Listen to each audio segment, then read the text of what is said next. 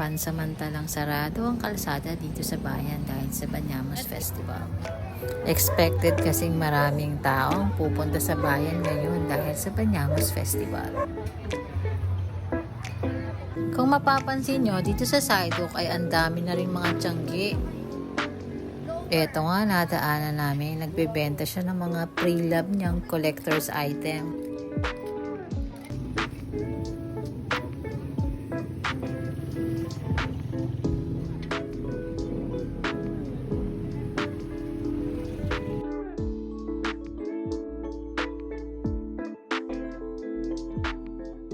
Nakakabilib ang mga design nila ngayon. Tingnan mo tong Chubibo na nilagyan nila lang ilaw. Ang daming mga nagbabantay. Para na din siguro na walang aksidente o gulong mangyari. Kasi nga hindi maiwasan yun dahil ang daming mga tao.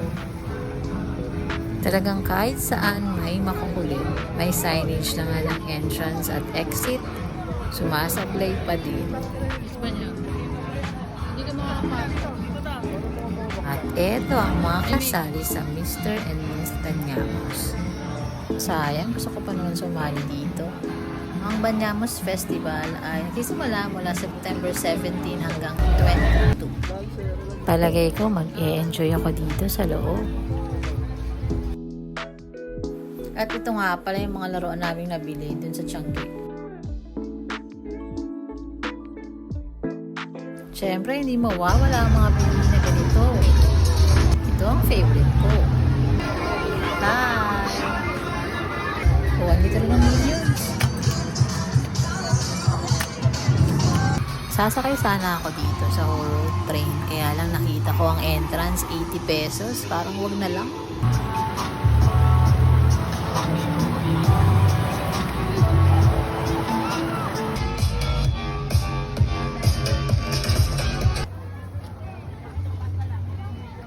Kung mahilig ka sa sisig burger, ay tingnan mo na lang kung gaano karaming sisig to.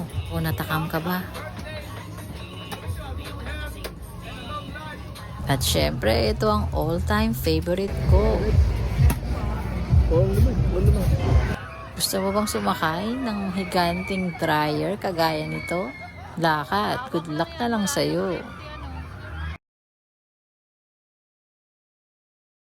Sa wakas, natapos din. Meron kaya sa kanilang susuka. Ang ganda ng Banyamos Festival ngayong taon. O siya, bounce na kami. Peace and love! Thanks for watching!